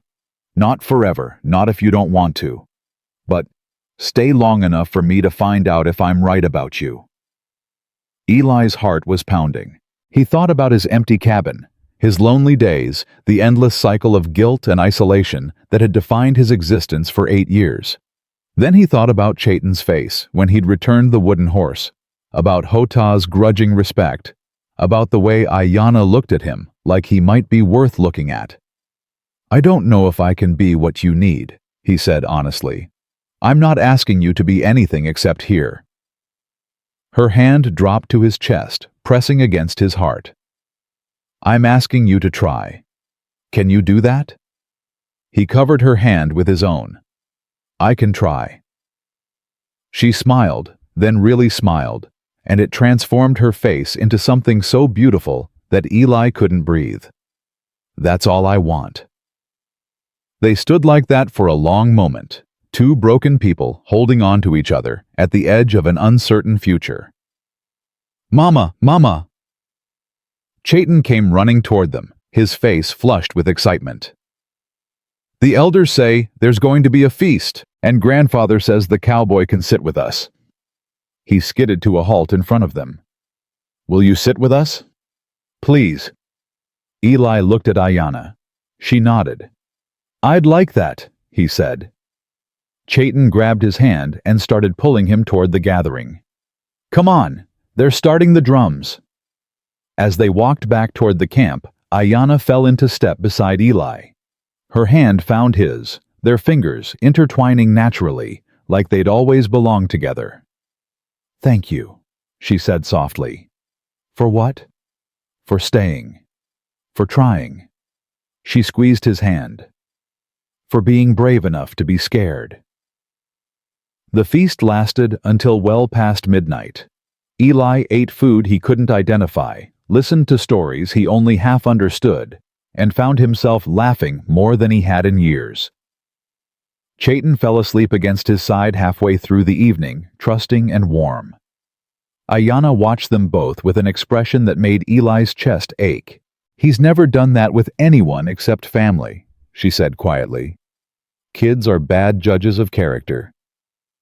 Children see truth that adults have forgotten how to see." She reached over and brushed hair from her son's forehead. He sees you, Eli. The real you. Not the coward, not the ghost. Just you. I'm not sure I know who that is anymore. Then maybe it's time to find out. When the feast finally ended, Eli carried the sleeping Chayton to his mother's lodge. The boy stirred as Eli laid him down on his blankets. "Don't go," Chayton mumbled. "Stay. I'll be right outside." "Promise?" Eli looked at Ayanna, who nodded almost imperceptibly. "I promise." The boy smiled and drifted back to sleep. Outside, the camp had grown quiet. Most people had retired to their lodges, leaving only the sound of wind and the distant crackling of dying fires. "You're good with him," Ayanna said. "I had a daughter once." The words came out before he could stop them. He'd never told anyone about Sarah. Not in 8 years. But standing here in the cold night air with this woman who had shown him more grace than he deserved, the words just came. "She died when she was 5. Fever. I was away at war, and by the time I got home..." His voice broke. "She was already gone. My wife too. They'd been dead for 3 weeks before I even knew." Ayanna's hand found his in the darkness. "Her name was Sarah," he continued. "She used to run through the fields behind our house laughing at nothing. She had my mother's eyes, my wife's smile." Tears were falling now, freezing on his cheeks. "I couldn't save them. I wasn't there. And I've been punishing myself ever since." "That's why you jumped into the river." Ayanna's voice was barely a whisper. "You weren't trying to save Chayton. You were trying to save her." "Maybe. I don't know. I heard him screaming, and I thought, not again. I can't let it happen again." She moved closer, wrapping her arms around him, holding him, while he shook with sobs he'd been holding back for 8 years. "You can't save everyone," she said against his chest. "You couldn't save your family. You couldn't save my husband. But you saved my son. You saved me." She pulled back to look at him. "That has to count for something." "Does it?" "It does to me." She kissed him then. Soft, gentle, a promise of possibility rather than passion. When she pulled away, her eyes were bright with tears of her own. "We're both broken," she said. "We've both lost too much. But maybe broken pieces can fit together if you find the right ones." "I don't know if I'm the right piece." "Neither do I." She smiled through her tears. "But I want to find out. Don't you?" He thought about his dream. About his daughter telling him to stop looking backward. About the choice she said he had to make. "Yes," he said. "I want to find out." The next few weeks were a revelation. Eli moved into a lodge near Ayanna's, close enough to help but far enough to maintain propriety. He learned to hunt with Lakota methods, to track animals through winter forests, to read the land like a book written in snow and stone. Chayton became his constant shadow, peppering him with questions about horses and guns and the white man's world beyond the mountains. The boy's curiosity was endless, his energy inexhaustible. "Will you teach me to shoot?" he asked one morning.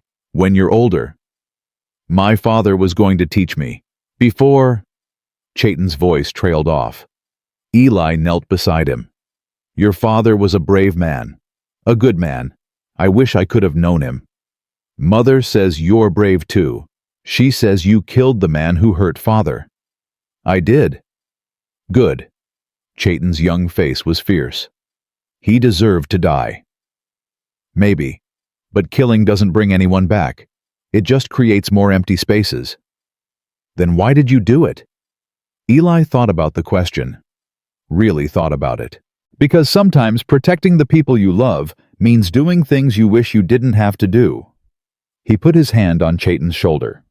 "But that doesn't mean you should want to do them. Understand?" The boy nodded slowly. "I think so." "Good. Now go help your mother. She's been looking for you." Chayton ran off, and Eli watched him go with a feeling he barely recognized. Hope. It was fragile, tentative, easily crushed by the weight of everything he'd done wrong. But it was there. And for the first time in 8 years, Eli thought maybe, just maybe, he might deserve to feel it. That evening, Ayanna came to his lodge with news that changed everything. "Riders are coming. White men, from the east." Eli's blood ran cold. "Soldiers." "We don't know. My father's scouts spotted them this morning. They'll reach us by tomorrow." "How many?" 12, maybe more." Eli stood, his mind already racing through possibilities. Whitfield's men coming for revenge. Army cavalry sent to investigate the colonel's disappearance, or something else entirely. "I should leave," he said. "If they're looking for me. If they're looking for you, running won't help." Ayanna's voice was firm. "We face this together, whatever it is. Your people could be in danger because of me. My people are strong. We've survived worse than a few white riders." She moved closer, taking his hands. "You're one of us now, Ghost Walker. That means your enemies are our enemies. I don't want to bring trouble. Trouble finds us whether we want it or not." She squeezed his hands. "The question is, whether we face it alone or together." Eli looked at her, this woman who had given him more second chances than he deserved, who had looked past his failures and seen something worth saving, who had let him into her life, her son's life, despite everything he'd done. "Together," he said. She nodded, and in her eyes he saw something that took his breath away. Trust. Real trust. The kind that couldn't be earned with grand gestures or dramatic saves. The kind that only came from showing up day after day and proving through small actions that you were worth believing in. He didn't know what tomorrow would bring. Didn't know if the riders meant salvation or destruction. Didn't know if he'd live to see another sunset. But he knew one thing for certain. He wasn't running anymore. Whatever came, he would face it. Not because he was brave, not because he was strong, but because there were people here worth fighting for. A woman who had chosen to love him despite his past. A boy who looked at him like a father. A tribe that had welcomed him as one of their own, and that Eli realized was worth more than all the redemption in the world. Just so.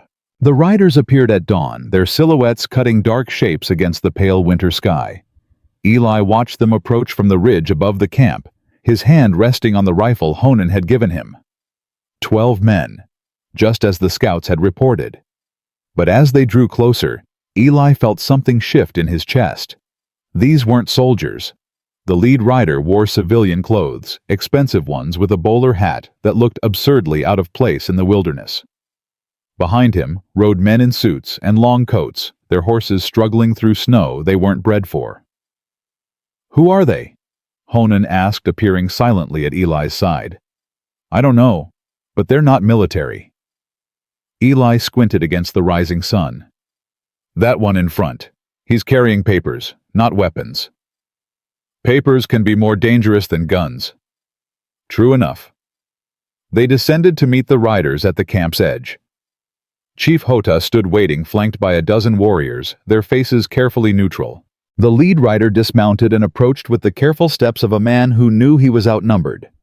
Up close, Eli could see he was older than he'd first appeared, with gray hair beneath his hat and deep lines around his eyes. "I'm looking for a man named Elijah Thornton," the stranger announced. "I was told he might be here." Eli stepped forward. "You found him." The man's eyes widened slightly. "Mr. Thornton, my name is William Hartley. I'm an attorney from Boston." He reached into his coat and produced an envelope. "I've been searching for you for nearly 2 years. Why? Because you're the sole beneficiary of your uncle's estate." Hartley held out the envelope. "Marcus Thornton died 18 months ago. He left everything to you." The name hit Eli like a physical blow. Uncle Marcus, his father's brother, the man who had disowned the family when Eli was just a boy, disappearing to California to seek his fortune. "I don't have an uncle." "You did, and he became quite wealthy in the goldfields before his passing." Hartley pressed the envelope into Eli's hands. The estate includes a substantial sum of money mining rights in 3 territories and a large plot of land near Sacramento. Eli stared at the papers without really seeing them. His mind was reeling, trying to make sense of words that seemed to belong to someone else's life. Why me? Marcus didn't even know me. According to his letters, he tracked your military service during the war. He was proud of you, even if he never said so. Hartley's voice softened. He spent his last years trying to find you, Mr. Thornton. He wanted to make amends for abandoning the family. He's 30 years too late. Perhaps. But his money is real, and it's yours. Hartley glanced around at the gathered warriors, his discomfort obvious. I've traveled a very long way to deliver this news. Might we discuss the details somewhere more private? Hota spoke for the first time. You may use the council lodge. My warriors will ensure you're not disturbed.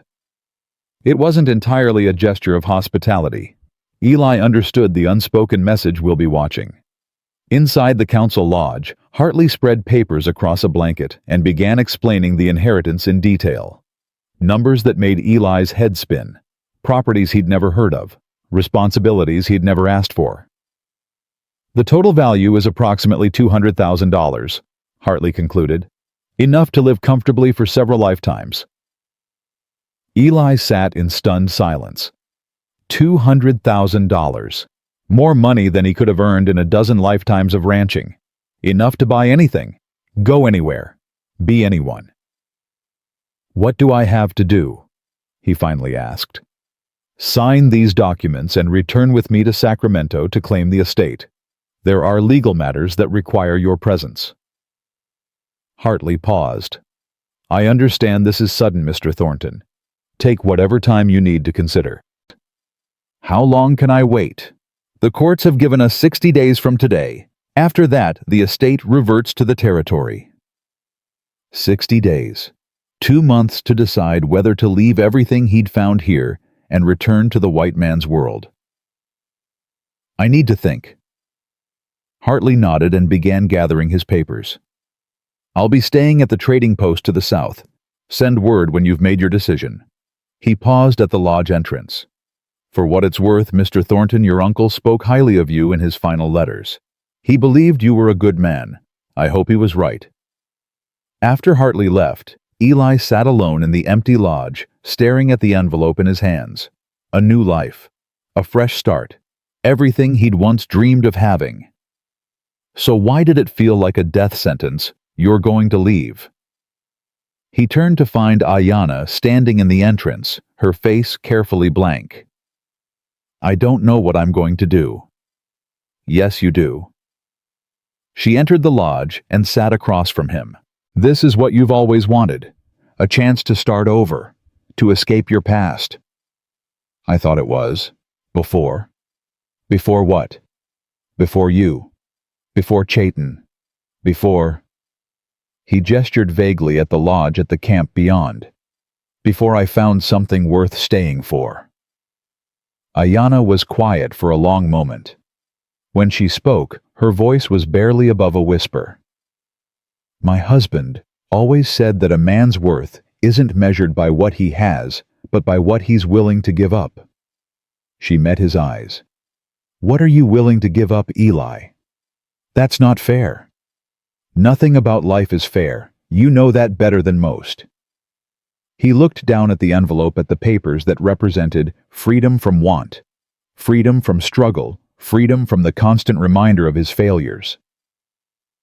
If I stay, what happens? I live here forever. Pretend I'm something I'm not. You wouldn't be pretending. Ayanna moved closer. You've changed, Eli. Everyone can see it. You're not the same man who stumbled into our camp a month ago. I'm still a coward, still the man who let your husband die. You're the man who killed his murderer, the man who saved my son, the man who held me when I cried and didn't ask for anything in return. Her hand found his. That's who you are now. The question is whether that man has the courage to stay. And if I go, her grip tightened. Then you go. And I'll survive. Chayton will survive. We've survived worse. That's not what I asked. Ayanna pulled her hand away and stood. You want me to beg you to stay, to tell you my heart will break if you leave. Her voice hardened. I won't do that. I've already lost one man I loved. I know how to live with loss. Ayanna, make your choice, Eli, but make it for the right reasons. She paused at the lodge entrance. And remember that some chances only come once. She was gone before he could respond. Eli spent the rest of the day in turmoil. He walked through the camp watching the life that had grown up around him. Children playing in the snow, women preparing food, warriors training with their weapons. A month ago, these people had wanted him dead. Now they nodded respectfully when he passed. Some even smiled. He found Chayton sitting by the river throwing stones at patches of ice. Can I join you? The boy shrugged. If you want.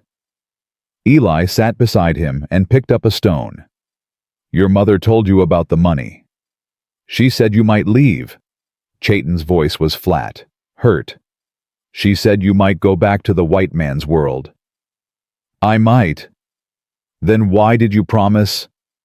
The boy's voice cracked. You promised you'd come back. You promised you'd stay. I know. Promises are sacred. You said so yourself. Eli felt something break inside him.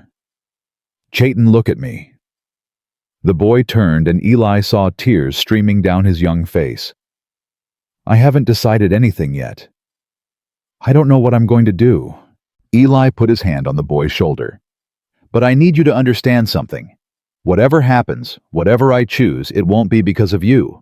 You've done nothing wrong. Then why would you leave? Because sometimes adults have to make hard choices. Choices that hurt even when they're right. Is leaving right? Eli didn't have an answer for that. That night, he dreamed of his daughter again. She was older this time, the age she would have been if she'd lived. A young woman with her mother's smile and his stubborn chin. You're running again, she said. I'm not running. I'm thinking. You're scared. She sat beside him in the dreamscape meadow. You're scared that if you stay, you'll lose them too, like you lost us. Everyone I love dies. Everyone dies, Daddy. That's not a reason to stop loving. She took his hand. You have a choice. You can spend the rest of your life protecting yourself from pain, or you can accept that pain is part of living and choose to live anyway. It's not that simple. Yes, it is, she smiled. The question isn't whether it will hurt. The question is whether the love is worth the hurt. She began to fade. I think you already know the answer.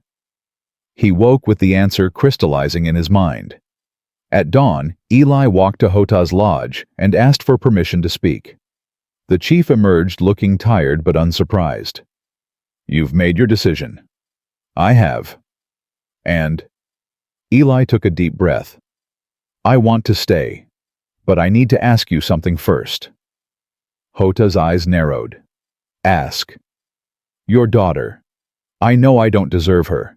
I know I'm the last man on earth who should be standing here asking for anything. But Eli forced himself to continue. I love her. I love Chayton. And if you'll allow it, I want to spend the rest of my life trying to be worthy of them. The silence stretched between them. You killed my daughter's husband, Hota said finally. No, but I could have saved him, and I didn't. You were a coward. I was. I'm not sure I've stopped being one. And yet you stand here asking for the one thing I could most easily refuse. Hota's expression was unreadable. Why? Because your daughter taught me that running doesn't solve anything. Because your grandson showed me that trust is worth more than safety. Because... Eli's voice broke. Because I've spent 8 years being dead, and these people made me want to live again. Hota was quiet for a long moment. Then unexpectedly he smiled. My daughter chose well. Sir. She told me last night that if you decided to leave, she would let you go. But if you decided to stay... The chief's smile widened. She said she would fight anyone who tried to stand in your way, including me. She said that Ayanna has always known her own mind. It's what makes her difficult and magnificent in equal measure. Hota stepped forward and placed his hand on Eli's shoulder. You have my blessing, Ghostwalker. Not because you deserve it, but because my daughter believes you might someday become the man she sees in you. I'll spend every day trying. See that you do. Hota's grip tightened. Because if you hurt her, there isn't a corner of this world where you could hide from me. I understand. Good. Now go tell her. She's been pacing her lodge since sunrise. Eli found Ayanna exactly where Hota had said, wearing a path in the earth floor of her lodge. When she saw him, she stopped. You spoke to my father. I did. And I'm not leaving. Eli crossed to her and took her hands. I'm staying. Here. With you. With Chayton. For as long as you'll have me. The money can build a school, or a trading post, or 100 other things that might help your people. He lifted her hands to his lips. I don't need California. I don't need a fortune. I just need this. Just need you. Tears spilled down Ayanna's cheeks. You're sure you won't regret? I've spent 8 years regretting the things I didn't do, the people I didn't save, the love I didn't accept. He pulled her close. I'm done with regret. I want to start making memories instead. She kissed him, then fierce and desperate, and full of all the words they hadn't said. When they finally broke apart, they were both crying. I love you, she whispered. I don't know when it happened. I don't know why. But I do. I love you too. He pressed his forehead against hers. I think I have since you stood between me and your father's warriors. I just didn't know what to call it. The lodge flap burst open, and Chayton tumbled in his face, bright with hope and fear. Mother, is it true? Is he staying? Ayanna looked at Eli, then back at her son. Yes, little falcon, he's staying. Chayton let out a whoop of joy and threw himself at Eli, wrapping his arms around him in a fierce hug. I knew it. I knew you'd stay. I told grandfather, but he said I shouldn't get my hopes up, but I knew. Eli held the boy close, feeling something unlock in his chest. A door he'd kept sealed for 8 years, finally opening. I made you a promise, he said. I don't break my promises. Does this mean you'll teach me to shoot now? Eli laughed, the sound surprising even himself. When you're older. You always say that. Because it's always true. They spent the rest of the day together, the three of them, walking through the camp, talking about everything and nothing, learning each other's rhythms like musicians finding harmony. That evening, Hota called a gathering. The entire tribe assembled around the council fire as the chief announced what had been decided. Ghostwalker has chosen to stay with us, Hota proclaimed. He has asked for my daughter's hand, and I have given my blessing. From this day forward, he is no longer a guest among us. He is family. The reaction was mixed. Some cheered. Some remained silent. A few faces showed clear disapproval, but no one protested openly. Honan approached Eli after the announcement. You actually did it, he said, shaking his head. You actually convinced her to take you. I think she convinced herself. Same thing. Honan extended his hand. I still don't like you, white man, but I respect you. That's more than I ever expected to say. Eli shook his hand. Same to you. The days that followed were some of the happiest of Eli's life. He sent word to Hartley instructing the attorney to sell most of the properties and establish a trust for the tribe's benefit. Schools, medical supplies, tools, things that might help bridge the gap between two worlds that didn't have to be enemies. He married Ayanna in a ceremony that blended both their traditions. She wore her mother's beads. He wore a new shirt that the women of the tribe had made for him, decorated with symbols that told the story of how a coward became a warrior. Chayton stood beside them, threw out his small hand, holding tight to both of theirs. "I'm glad you stayed," the boy whispered during the celebration. "I didn't want another father, but I think maybe I need one anyway." "I'm not trying to replace your father," Eli said carefully. "I know, but maybe you can be a different kind of father. The kind that teaches me things and tells me stories and—" Chayton's voice dropped. "The kind that stays." Eli knelt to look him in the eye. "I'm staying, Chayton, no matter what happens. You're my son now, and I protect what's mine. Promise?" "Promise." The boy threw his arms around Eli's neck and held on like he'd never let go. Spring came slowly to the mountains, melting the snow and bringing color back to the world. Eli found himself settling into the rhythm of tribal life with an ease that surprised him. He hunted with the warriors. He helped repair lodges damaged by winter storms. He sat with the elders and listened to stories that had been passed down for generations. And every night he returned to the lodge he shared with Ayanna and Chayton, to the family he'd never expected to find. "You're smiling again," Ayanna observed one evening. "Am I?" "You do that a lot now. It looks good on you." "I have a lot to smile about." He pulled her close. "A beautiful wife. A son who asks too many questions. A tribe that tolerates me." "Just tolerates?" "Well, Honan still wants to kill me at least once a week." She laughed. "That's just how he shows affection." "Remind me to avoid his version of love." They sat together in comfortable silence, watching Chayton play with other children in the fading light. "Do you ever regret it?" Ayanna asked quietly. "Giving up the money, staying here instead of going back to your world?" Eli thought about the question, really thought about it. "No," he said finally. "I don't regret anything anymore. The past happened. I made mistakes. People got hurt." He turned to look at her. "But if even one thing had been different, I might not be here. I might not have found you. So you're grateful for your mistakes?" "I'm grateful they led me somewhere worth going." He kissed her forehead.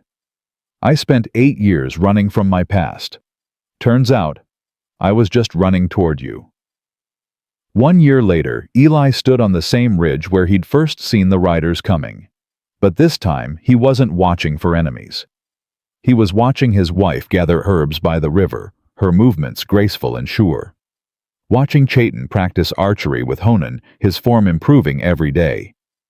Watching the tribe go about its daily life, a community that had accepted a broken stranger and helped put him back together. In his pocket he carried 2 things: the wooden horse Chayton had given him, worn smooth from constant handling, and a new carving he'd made himself, a small figure of a woman and child standing side by side.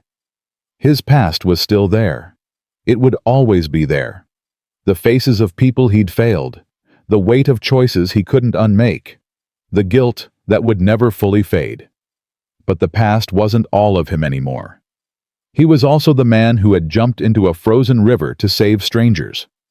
The man who had killed a murderer and recovered sacred objects. The man who had chosen love over safety, family over fortune, hope over fear. He was Ghost Walker, husband, father, warrior. And for the first time in his life, Elijah Thornton was exactly where he belonged. Ayanna looked up from her work and waved at him. Even from this distance, he could see her smile. "Come down," she called. "Dinner's almost ready." "Coming." He started down the ridge, his steps sure and steady. Behind him, the sun was setting, painting the sky in shades of gold and crimson. A new day was ending, but a new life was just beginning. And this time, Eli planned to live every moment of it. Some men are born brave. Some men learn courage through fire and loss, and the slow, painful work of becoming someone better than they were. Eli had learned. It had taken 8 years of running a frozen river, a tribe of people who should have been his enemies, and a woman who saw something worth saving in a man who had given up on himself. But he had learned. And in the end, that was the only victory that mattered. Not the battles won or lost, not the money gained or given away, Not even the enemies defeated or friends buried. Just the simple truth that a broken man could be made whole again if he was willing to do the work, if he was willing to stay, if he was willing to love. Elijah Thornton had finally found his way home.